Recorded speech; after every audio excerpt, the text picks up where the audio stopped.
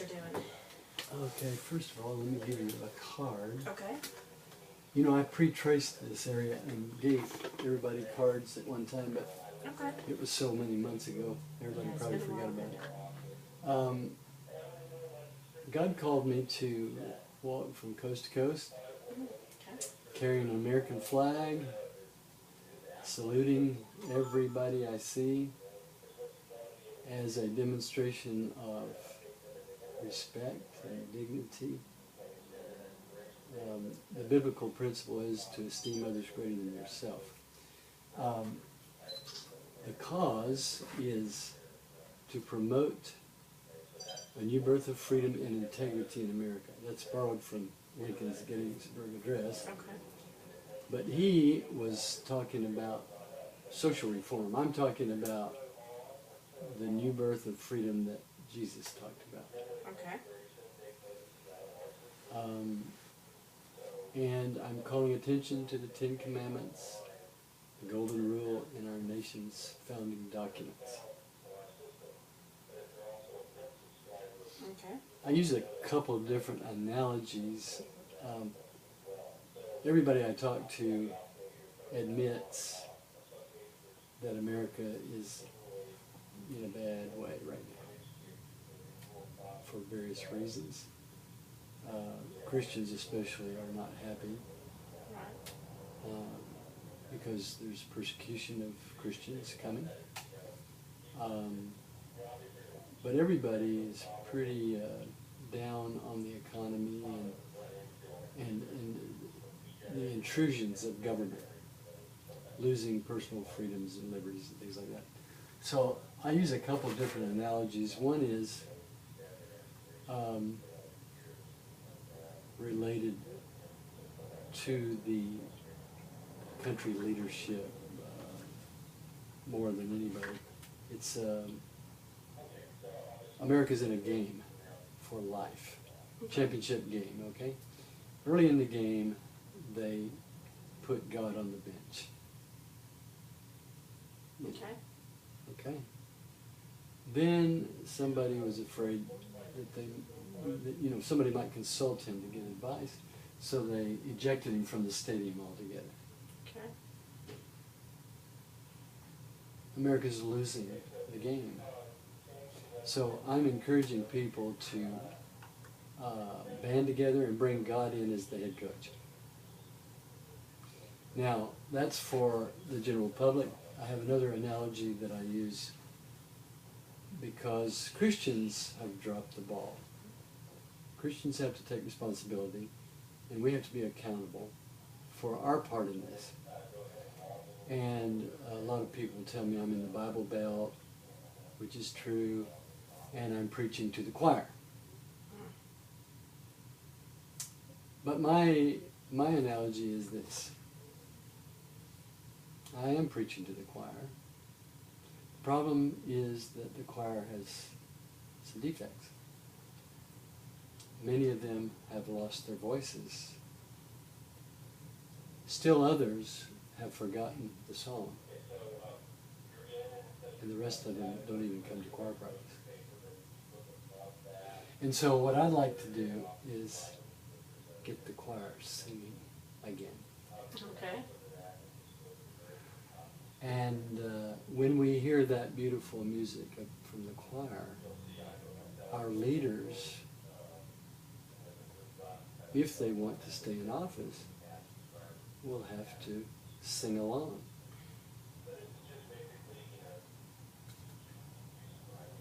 Right?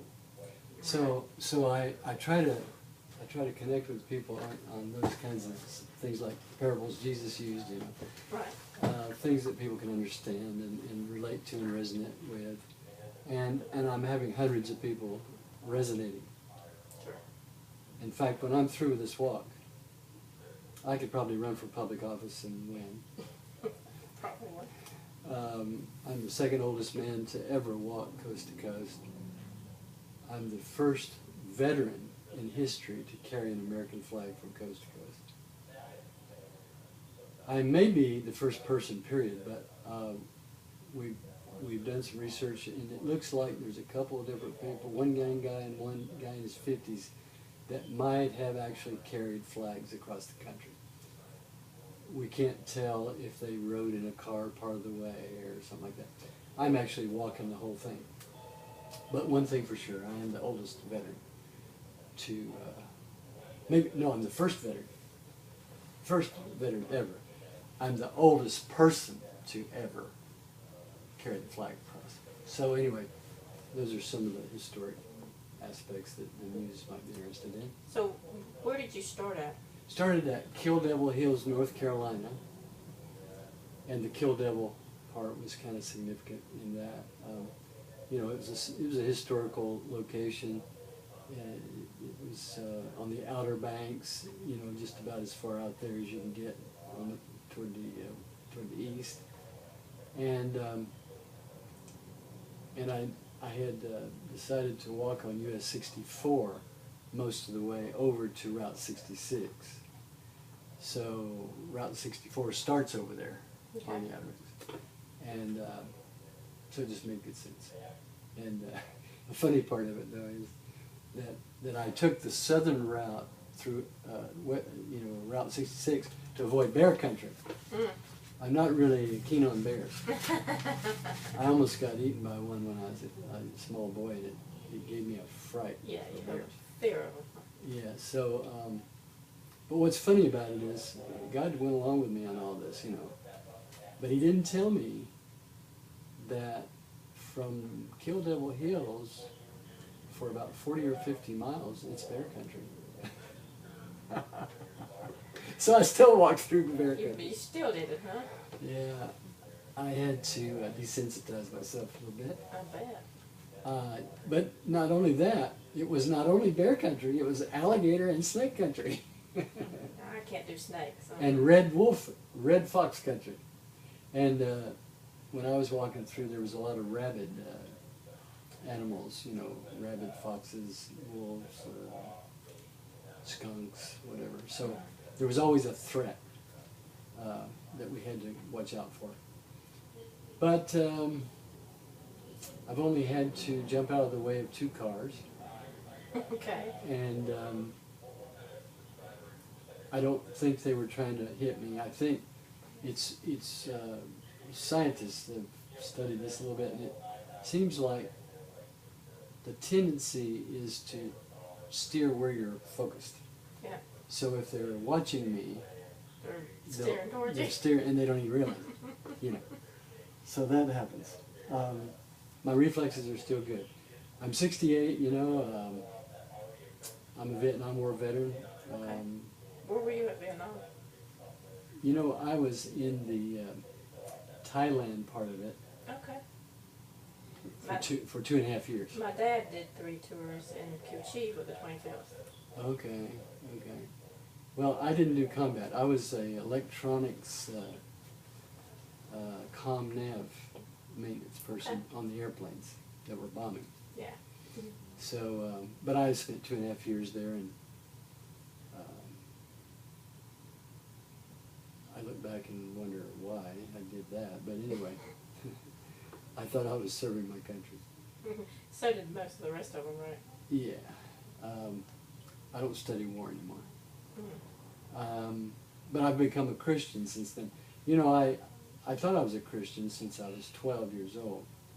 But you know, when you look back and see such a dark part of my life that I was living there,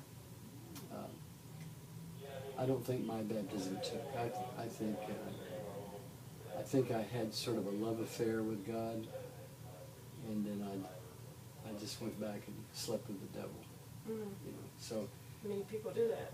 Yeah, so 26, 27 years ago, I found the new birth of freedom that I'm promoting. It's the freedom that once you have it, nobody can take it away. And no matter if you're locked up in jail or you're someone's slave or whatever, you know, you're under some kind of abuse, you're still free because you're in Christ and He's in you, and they can do all kinds of things with this flesh, but they just can't take away what's inside. And so that's what I'm promoting for America. I think America needs a heart transplant. I think we, the people, are responsible for what's going on. I'm not on the list of Obama bashers. You know, I'm not into the politics end of it. I look in the mirror and I say, take responsibility. You know, and I'm just the old adage says, and we have it on our pace car. We have a fancy pace car. It's an old car, but the graphics cost more than the car. But on the car it says, if you talk the talk, then walk the walk. And this is a radical illustration of that old adage. You know, I'm walking the walk to the tune of about 10 to 12 million steps before I get there. I've walked about 1,085 miles so far. The media used to ask me, can you make it? They don't ask me that anymore. Obviously not. I'm glad I don't hear that one anymore. Yep. I used to say, I'll get there if I have to crawl. You know, I think my legs and feet are starting to realize that this is a long walk, and they're keeping pace with me now pretty good. Yeah. Gets easier, right, the more you do it.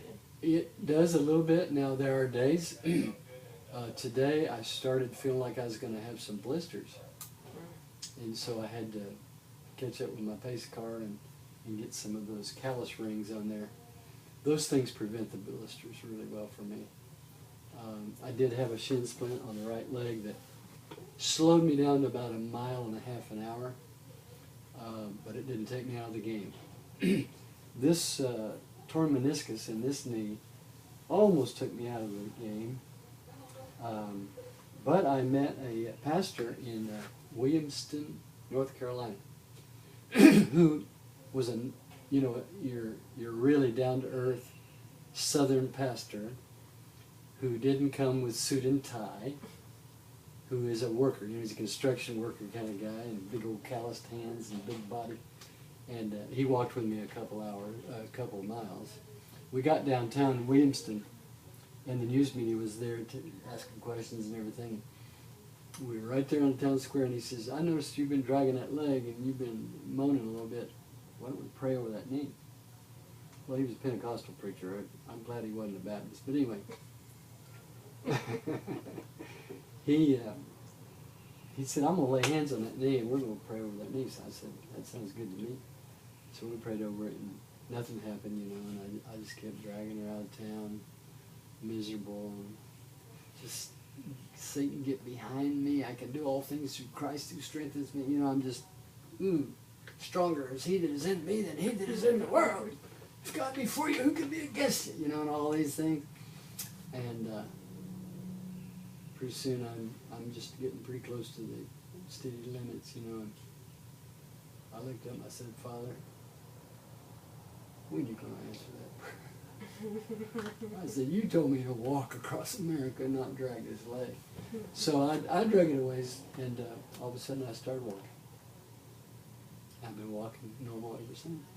Now I get pain in both my knees, but I don't let that pain get me down. When I start feeling pain, all I do is I just call out to God and I say, Father, I need your help. You're my only strength. Even when I get hot and I feel like I'm ready to pass out, I say, Father, I could use a breeze. Please bring a breeze.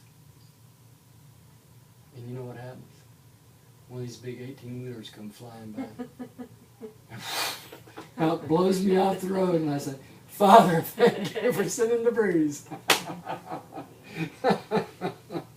More than just a little breeze, isn't it? Well, it blows my other hat off. I wear a desert hat when it gets really intense, and it goes and blows the hat off. But I figure out how to put a shin strap on it so I don't lose it. Yeah, don't fly away. Yeah, I was in Rocky Mountain, North Carolina, and it was before I put the chin strap on it. And that thing flew across the road. But, you know, there's been a lot of funny things, a lot of serious things that are now kind of funny looking back.